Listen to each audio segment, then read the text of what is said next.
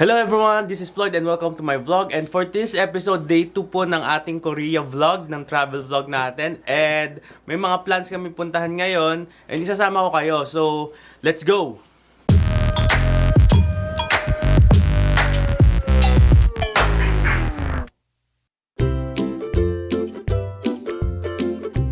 So guys, dito kami sa Seoul Station and punta kami dito sa Chungmuro para mag-change to Orange Line.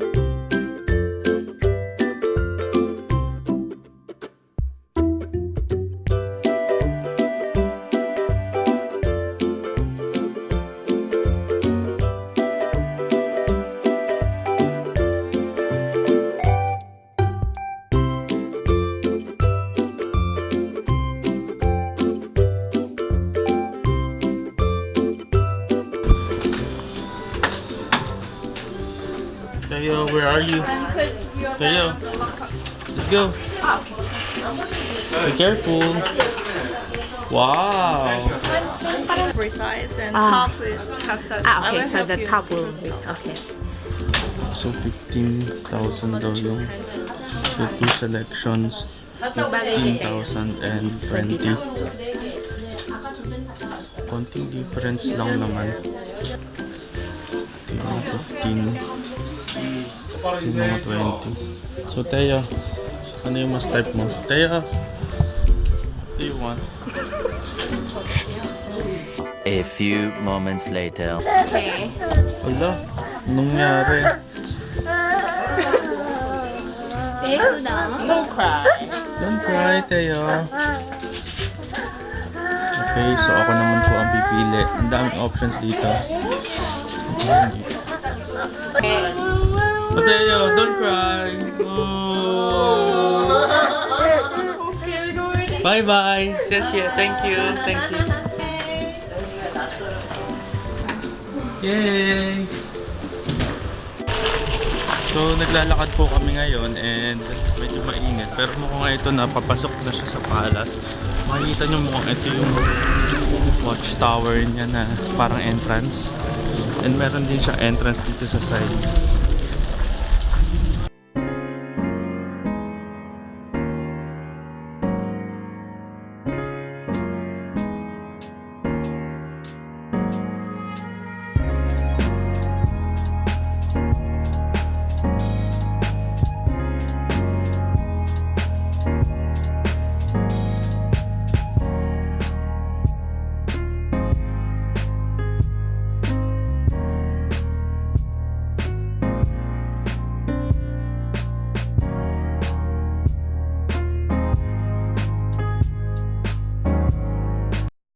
So guys, parang may isa pang papasok sa loob. Katatapos lang namin mag-picture-picture pero eto, mag-move kami sa isa pang level.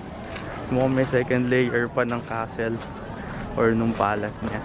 So tara, let's go, let's check it out.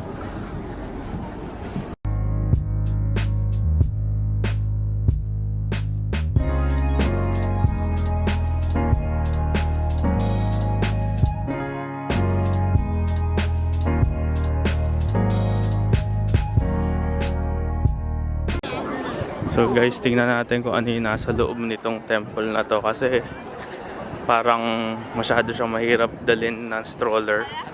So if hindi naman worth it, hindi na namin iaakit si Mateo sa taas. Tara, tingnan natin.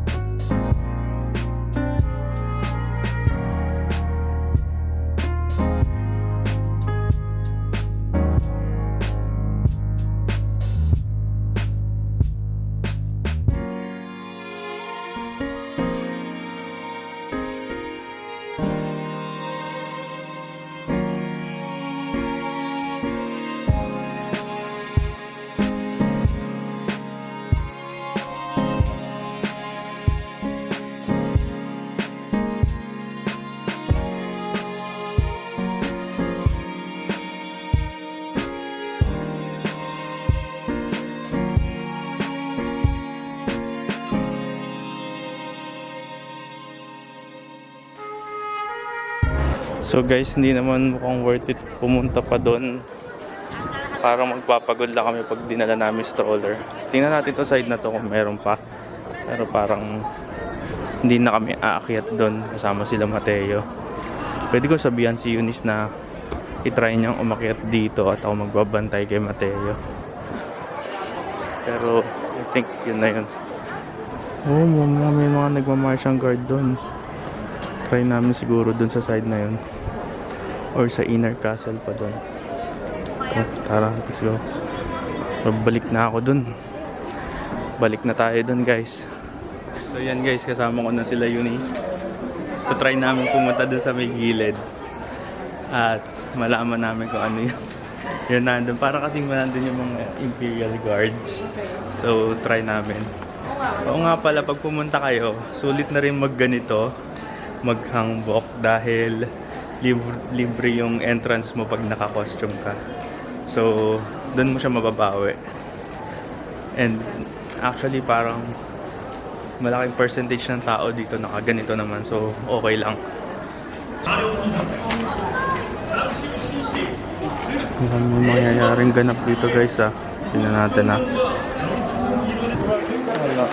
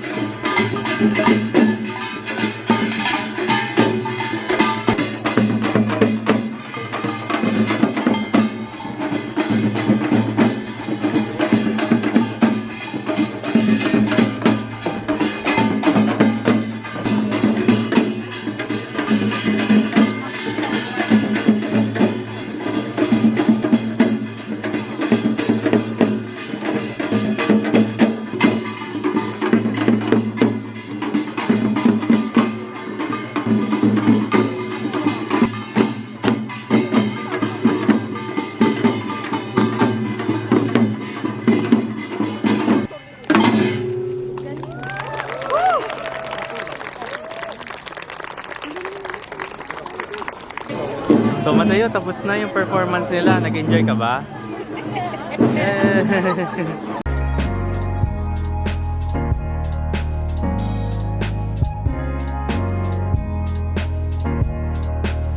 Tingnan namin kung makakaikot pa kami kasi mag-expire na rin yung mga nirent namin costumes. And post ko din down below yung kung saan nyo makikita yung costumes na mapapagrentahan nyo. Okay, let's go. So yun guys, no, kasama namin ngayon si Teo at nagpi-picture-picture kami dito. And eto, malaki siya.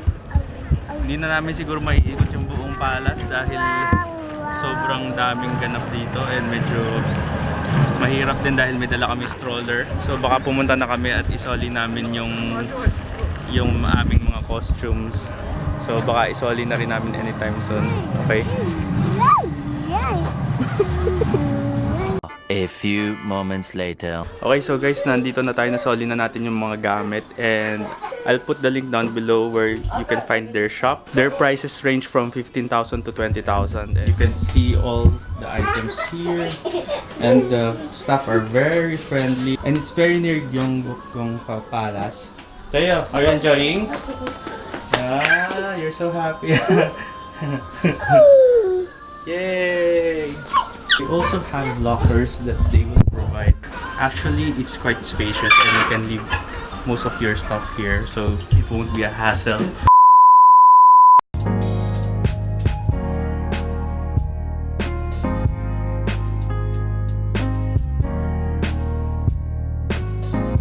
Cafe latte. And si Nicey ay ano yan? Watermelon shake. Watermelon shake. Gusto rin ni Teo? Wow! Juicy Fresh Juice Bar. Malapit lang din siya dun sa Hanbok rental na ginamita namin kanina. Check out nyo. Panalo yung drinks nila. One eternity later.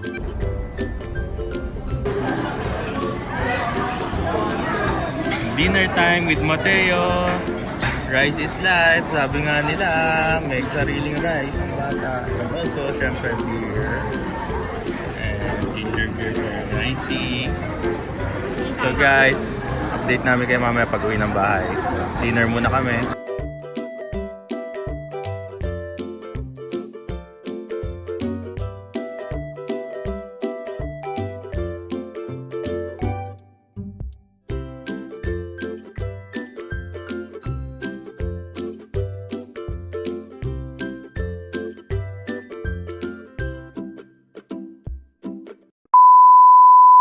Hi everyone! Nandito na tayo sa bahay and medyo kakauwi lang din namin galing sa Seoul Station.